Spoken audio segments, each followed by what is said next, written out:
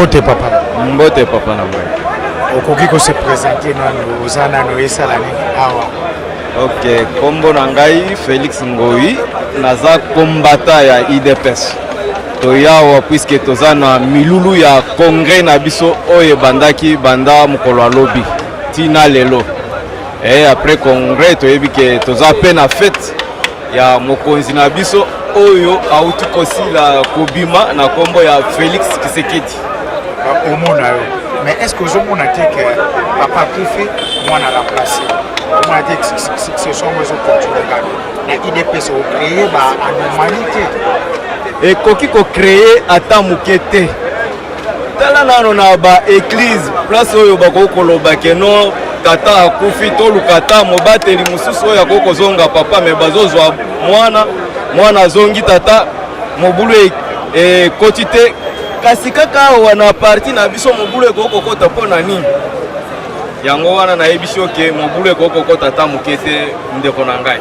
Mais ozomona te que vous pesi majorité présidentielle voix mususu kwa bageno mwato eba kaka mwana ko remplacer. Majorité ekoki koloba bongo te. Puisque majorité yango moko tala nano tango Kabila le père akufaki oyo lelo azongi na kiti azalaki nani mobomi oyo abomaki Kabila le père oyo azongaki na kiti toko koloba na kombo na ye na kombo Kanambe po toza lisusu na ngonga ya kobomba makambo te koma abomaki yango wana azongaki na kiti mais lelo toko kopesa bango voix ndenge lobi wana na lolenge nini puisque ya biso ezali ya nzambe eza pacifique ndenge ndeko auti koloba pacifique ya biso ezali ya nzambe eza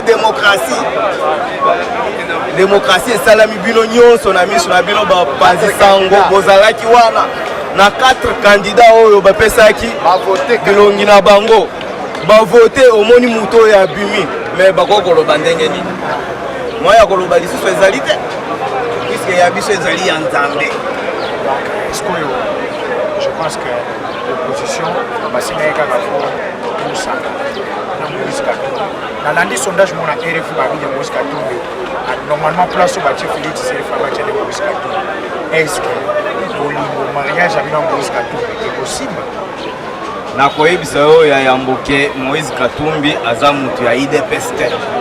Moïse Katumbi azali mutu ya G7. Mais par rapport à l'élection, élection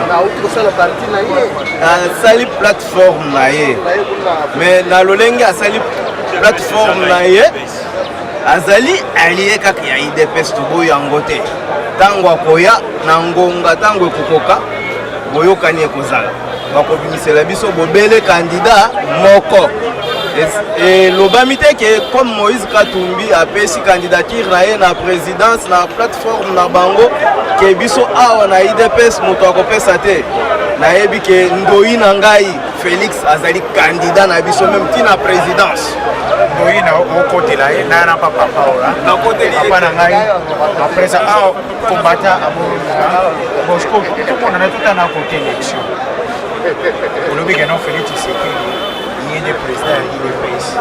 Est-ce que la responsabilité pour le pays beaucoup pas à facile. Vous allez piloter le congrès, le premier congrès. Secrétaire, vous allez être très clair. Alors, on a assumer parti, il faut que ça ne monte pas. Alors, il faut que ça ne monte pas.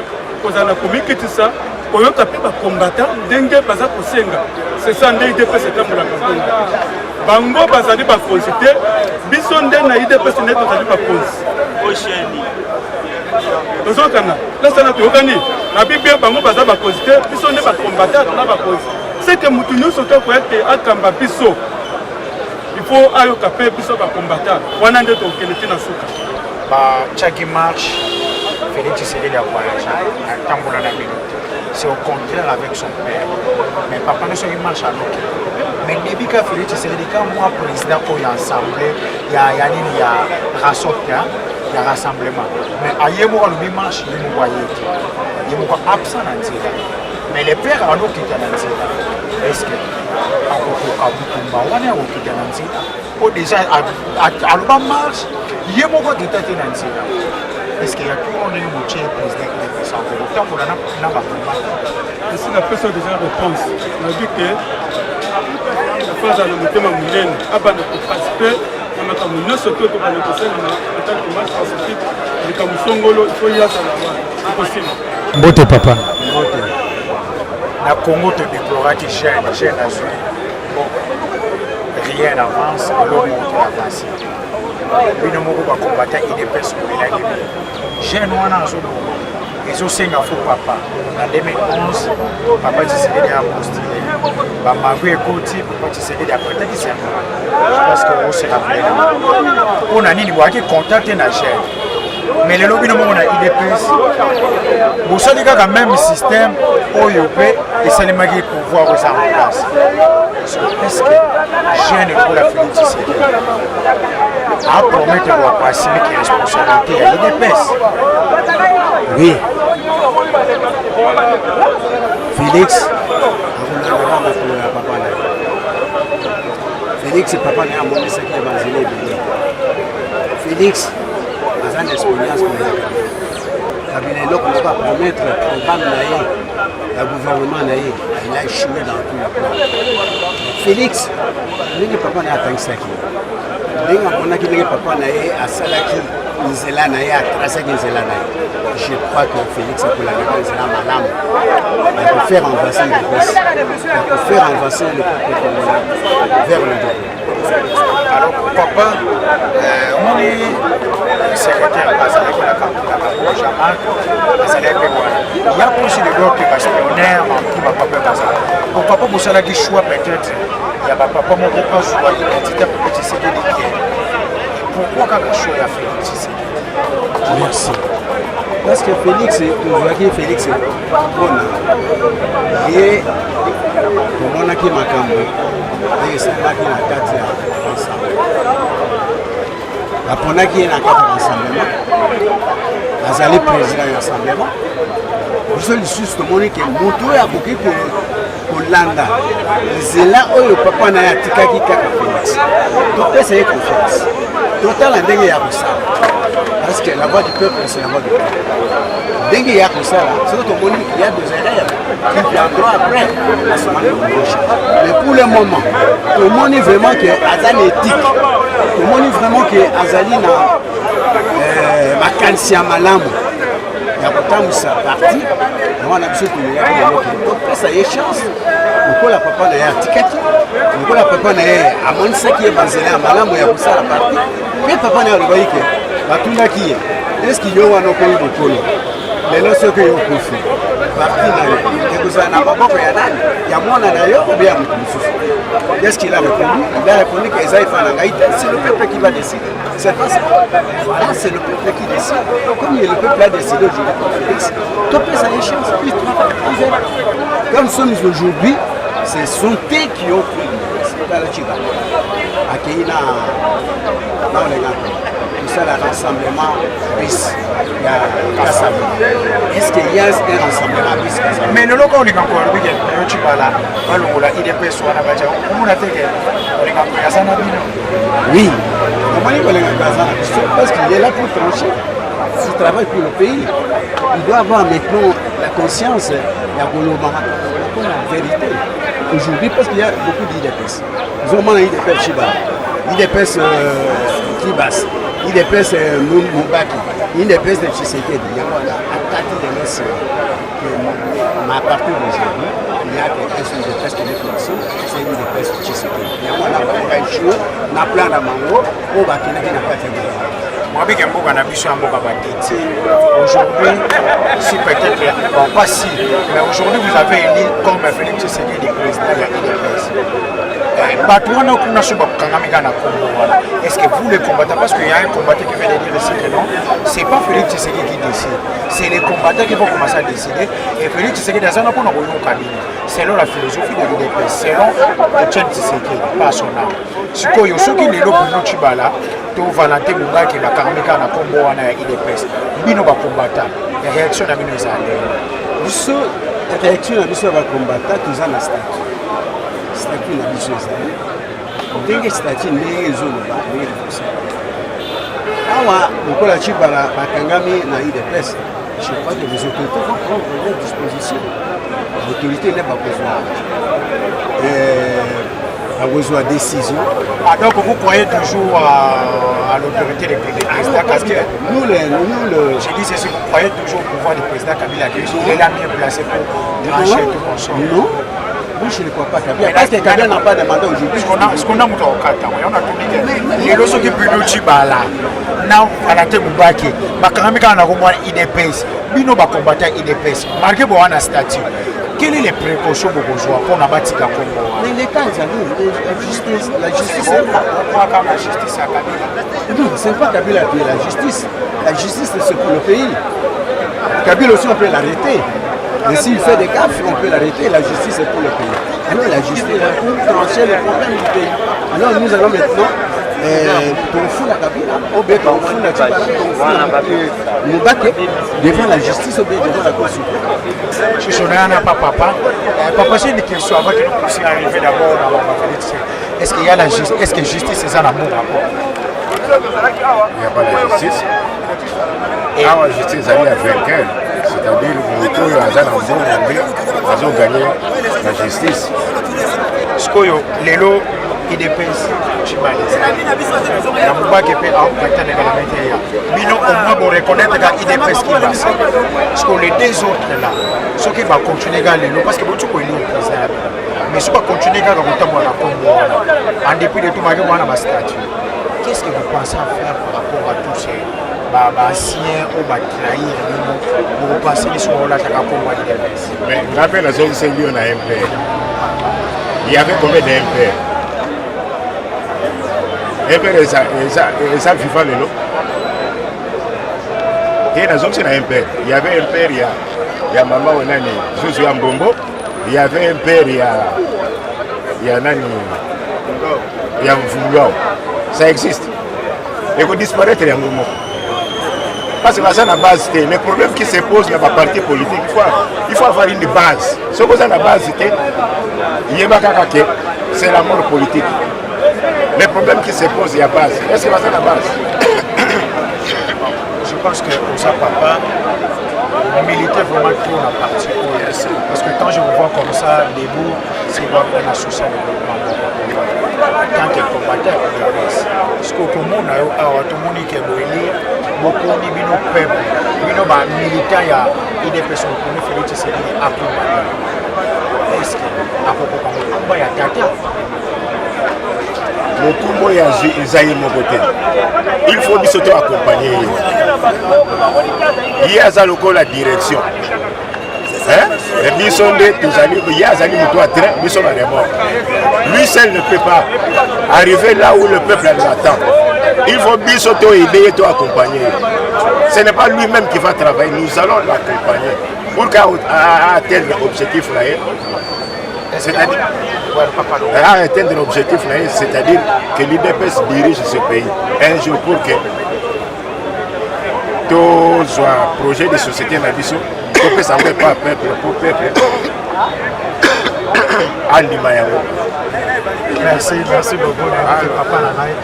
Nous allons beaucoup dans le siège de l'IDPS. Ici, quand on a eu l'élection, vous savez qui élire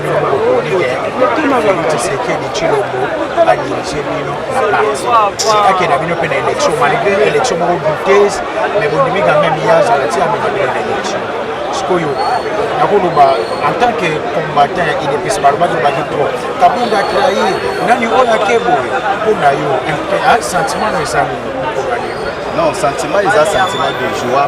Pourquoi? Parce que dans la quittie monde entier, l'IDPS, c'est la démocratie. La semaine passée, Bilomoko, on a qui débat contradictoire. Il y a un candidat pour qui va candidater à Congrès. Sentiment de joie, pourquoi? Parce que l'IDPS, c'est tout d'abord un état d'esprit, c'est une idéologie. L'histoire de l'IDPS, l'histoire de Moïse, là, je suis.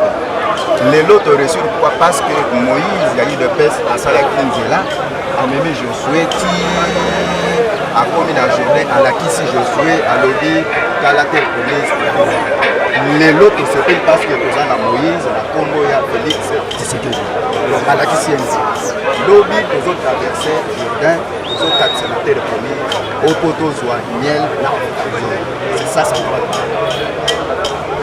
ampleur so epesami na monde ya politique ezalaka kaka président Kabila agent Félix Tshisekedi bakozwa ye te baorganise suki te pa président ya république nauti koyebisa yo que UDPS ce n'est pas le cadre okoyebisa yo awa ici c'est l'idéologie ayebi toyebisaki eboye soki lelo otengami l'UDPS c'est ça l'UDPS toyebisaki Tshisekedi l'UDPS c'est la base mutu nyonso na UDPS oyo akotengama akozala pembeni mutu mosusu akoremplace donc soki lelo pouvoir ameki akoreusir te parce que l'UDPS c'est l'idéologie c'est un état d'esprit mbote papa na yo jeune boye olingaka oyo esika nini erosi ariskaki wana babeza kushona msimiana kutoka na mboka wana kufanya kulumba na kufanya ndenge bakuluma na kufanya ndenge ya famille bazone bwana nena kufa taka kumba kwa la fierté ya ngai na famille yangu baina kumba na kufika na kwa la siku lelo toyoka bato bele bakosa biso na baprofesi orange jeune akata président patati pata oyo eza lokuta jeune oyo batiaki jeune yango je pense que yo olingaka ye te oyo azodirige mais kaka yo moko olingaka jeune wana tobaboma ngo lelo oyo en tant que militaire ya UDPS bovote combattant UDPS ozwi lisusu ovote lisusu jeune na kati ya parti omona te kocourir na risque tovote te na bivote la tovote na expérience objet de vivre po totia place poste wana totia mutu place wana face na maturité face na maîtrise face na sagesse d'abord Ebi Félix bafingi ye trop na bamédia boyoki arépondre te afinga nyonso baolobela ye avec la maîtrise babaka alobi même kutu katanga te aboni kutu kolakisa bato kobeboma tita kokomi kebeto congrès ezokota eseprouvaki na bato nyonso kono wana natanga donc CV na ye ezopese non seulement pour la CV Félix aza na maturité ezaki wana azobiso mpe ana maturité aza na maturité politique aza lokola Bruno Tshibala olandaki discours ya secrétaire général alobi ke tozokovote mutu oyo azali na esprit ya Tshisekedi oyo azali donc oyo azokoincarne esprit ya Tshisekedi ntango ozotenganga Tshibala aza na esprit ya Tshisekedi te est-ce que Tshisekedi atikala kotrahir Félix akutani na mbongo te Félix babengi ete pas poste ya premier ministre envie yango te atali ke non ye le problème eza na base ntango totala la base tomona peuple congolais c'est le peuple d'abord comme il y a un esprit wana ya père aza na esprit wana ekote na makila na mikuwa ndenge alobaki akokotrahir biso te mpe toza na confiance na ye auti koye biso awa soki Félix atengami UDPS ezali Tshisekedi te mais esprit ya Tshisekedi kati na combattant donc UDPS ezali bacombattant UDPS eza bapeuple est-ce que comment expliquer que UDPS eza na monde entier tous les 5 continents UDPS ezali c'est que UDPS eza esprit merci UDPS eza esprit on a tout naka papa je suis au maintenant papa ok merci beaucoup namoni awa oyo eza oui sauté na comprendre toujours ensemble parce que okomona olati polongo simono ezali bon esengo nanga d'abord mpona mokolo lelo eza un grand jour oyo tokogarde yango d'abord na mémoire na biso bakombata UDPS par rapport ya événement oyo ezalaki atandi uta mikolo ebele oyo ezalaki empêché na baennemi ya peuple et Dieu par sa miséricorde par sa faveur par sa grâce asali ke lelo oyo to atterri na niveau oyo vraiment naza na une grande joie joie moko vraiment éléphantesque joie moko vraiment très mosaïque oza na joie même wana émission est-ce que na esengono oza nango omona teke bocourir kaka derrière risque bovote sous jeune na parti na bino tandis que bokombataka jeune aza na pouvoir de jeune aosalela est-ce que ya bino akosala eloko toutefois nango bakine la jeunesse ce n'est pas cela veut dire pas que jeunesse eza malhonnêteté oyebi te kino jeunesse eza médiocrité c'est vrai qu'il y a une catégorie de jeunes qui sont une image de la jeunesse. Oh, la jeunesse c'est l'avenir de demain. C'est-à-dire que c'est l'avenir, il y a l'objet de la jeune. C'est-à-dire que c'est la jeune, on va se bien instruit, mature, capable.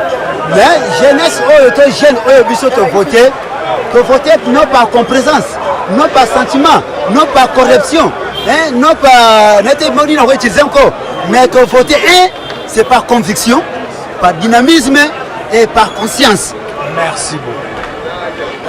Nous sommes venus célébrer l'élection du président Félix Tshisekedi à la tête de l'UDPS, l'unique et la vraie.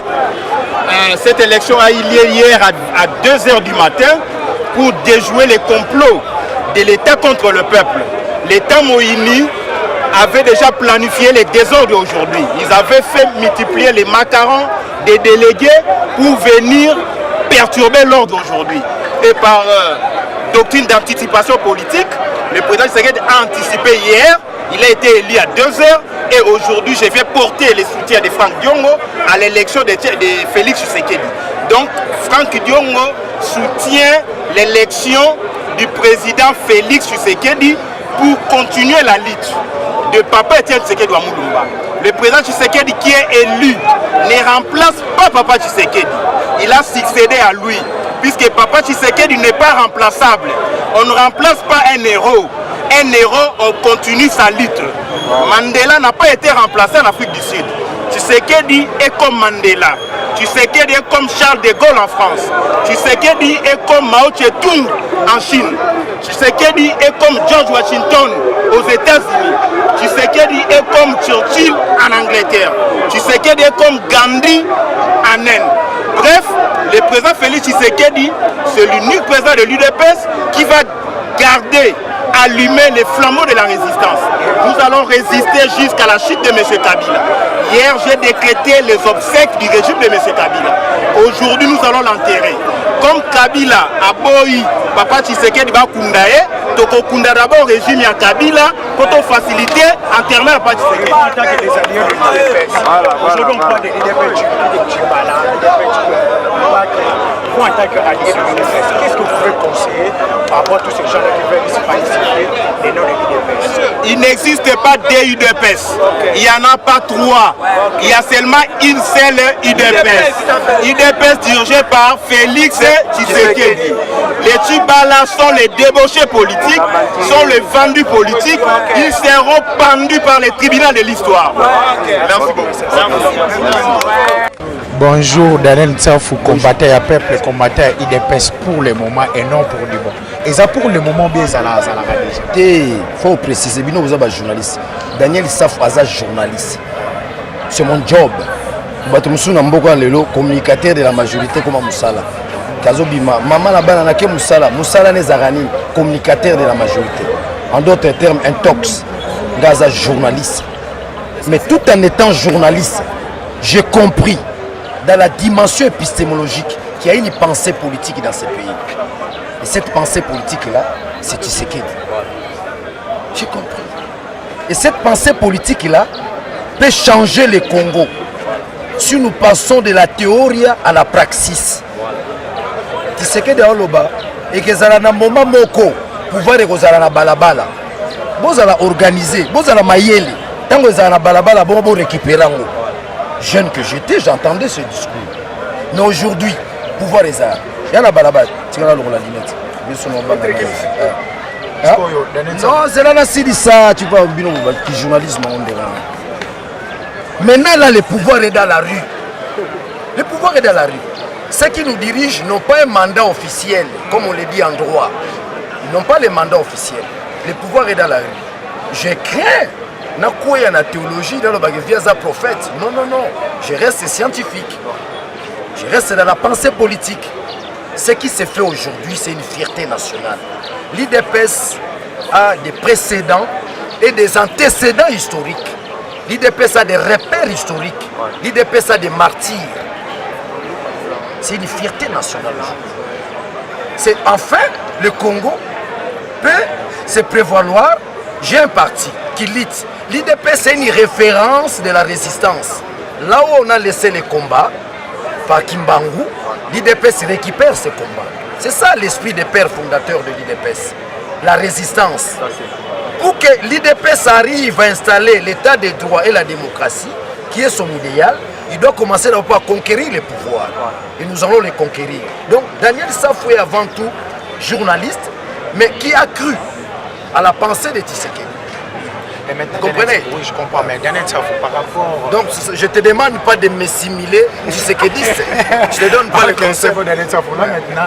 Parce que Mukolo, Kabila Royeba et la Ramamba IDPS, Barokanganga, Barobomanga. C'est comme ça que je reste fidèle à ma profession tout en combattant la dictature de Kabila. Ouais, là maintenant, il te donne les termes appropriés.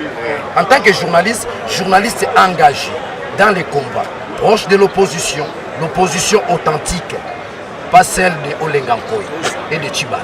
Mais aujourd'hui, il y a un problème, il y a une falsification concernant les noms d'IDPS. Comme Tchibala, il y a aussi l'IDPS, chez le Ouak aussi, chez Soudi. On a même comparé Moïse Katumbi et Félix Tshisekedi. Par rapport à tout cela, qu'est-ce que vous pouvez peut-être dire à tous ces gens-là qui ne sont pas des... Le pouvoir de Kabila a 3 armes redoutables. Les mensonges, la corruption, les intimidations. Donc ta question se retrouve dans le contexte des mensonges. L'IDPS a connu pas mal de choses, ça c'est encore rien. Mobutu mettait les moyens mieux que Kabila. Mais à cette époque-là, l'argent de Mobutu, la corruption de Mobutu n'a pas renversé, n'est-ce pas, l'IDPS. Ça ne date pas d'aujourd'hui. Ça ne date pas d'aujourd'hui. Mais saisissez, Loseke, Tchibala, je l'ai dit tantôt dans une des émissions, Tshisekedi meurt avec son aura. Chez les Kassaïens, il devient Mukish. Vous savez ce qui se passe avec Tchibala? Parce qu'en fait, nous n'avons pas une presse où nous cherchons à mener des investigations. Tchibala se retrouve dans une imprimerie. Au lendemain, n'est-ce pas, de son traitement médical, il tombe dans cette imprimerie. Du côté de l'œil opéré, c'est mystique, je pense. Vous comprenez? Et aujourd'hui, je l'ai dit au conditionnel, pour ne pas me créer des problèmes, dans l'ordre des possibilités, selon les informations de notre possession, il serait devenu aveugle. Maintenant, M. Daniel Safou, concernant les conditions du parti l'IDPS en tant que journaliste engagé, vous savez qu'aujourd'hui, ce qui nous amène des anomalies, ce sont la jeunesse. Parce qu'aujourd'hui, Kabila, le fils a hérité, Kabila le père. Et aujourd'hui, Félix Tshisekedi, comme si vous me le permettez, je peux le dire, aujourd'hui, Félix Tshisekedi a hérité Tshisekedi le père. Est-ce qu'il n'y aura pas une dégradation politique ou idéologique? On appelle ça les syllogismes logiques. C'est pas une bonne approche. Félix c'est un combattant. Tu l'as vu le jour où Fayoulou a enregistré Boto. S'il a fini, il était là. Félix est un combattant. Félix a bénéficié de sa vocation. Cette affaire, c'est une vocation. Quand tu vois les gens venir ici, ce n'est pas un accident de la nature. C'est une vocation. Il faut que tu te sentes appelé dans la résistance, n'est-ce pas, du combat. Le combat, ce n'est pas un accident de la nature. Le Tiginda, on peut nous bombarder ici. Vous comprenez? C'est un goût. C'est un goût qui sort de l'intérieur de nous-mêmes. C'est un appel. C'est Dieu qui vous appelle. Lève-toi pour ton peuple. Engage-toi. Vous comprenez? Donc, si Félix s'est retrouvé, n'est-ce pas, dans ces sérails-là du combat, si Félix a eu la chance de se retrouver avec la dynamique interne, ce n'est pas un accident aujourd'hui qui puisse prendre le devant, n'est-ce pas, de l'IDPS. Et d'ailleurs, dans l'IDPS, de nous tous, je ne dis pas que je suis de l'IDPS, attention, de nous tous, il est le seul qui a eu la chance de sillonner toutes les provinces et ovationné par les provinces. Donc nous ne pouvons pas rater cela. En fait, c'est aussi mystique. Dans beaucoup de cas, lorsqu'un leader meurt, vous perdez pratiquement ses leaderships. Mais l'IDPS, c'est autre chose. C'est une aventure ésotérique et mystique. Le leader tombe et le parti récupère son leader. Simplement, évidemment, dans mes approches nationales, Tshisekedi a conçu son leadership dans la rue. Tu ne sauras pas corrompre la rue. Voilà. Tu peux corrompre les individus. Mais la rue, c'est impossible.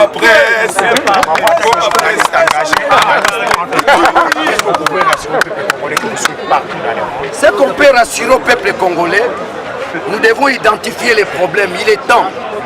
Le vrai problème du Congo s'appelle Kabila. C'est ça la problématique. Mais en fait, la majorité veut renverser.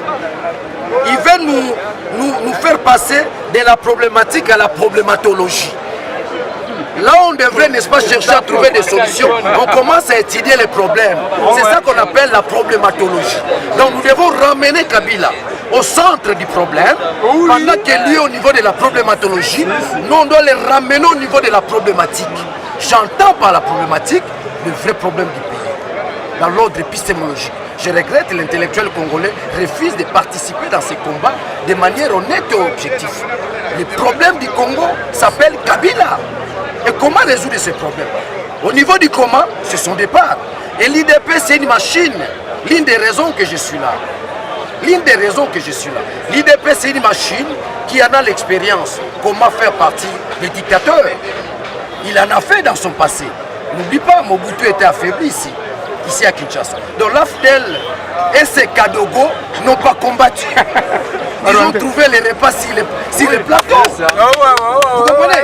C'était le travail abattu par les pères fondateurs, n'est-ce pas, de l'IDPS. C'était le travail abattu par la dynamique interne. C'était le travail abattu par les étudiants, la jeunesse à l'époque. Vous comprenez? C'était le travail abattu à tous ceux qui étaient victimes de l'injustice, n'est-ce pas, de Mobutu. Et aujourd'hui, Kabila se pisse encore, parce qu'en face de lui, il a affaire aux pauvres. Et c'est nous qui sommes majoritaires. Nous allons l'écraser, nous allons broyer, n'est-ce pas, sa dictature. Quoi qu'il en soit.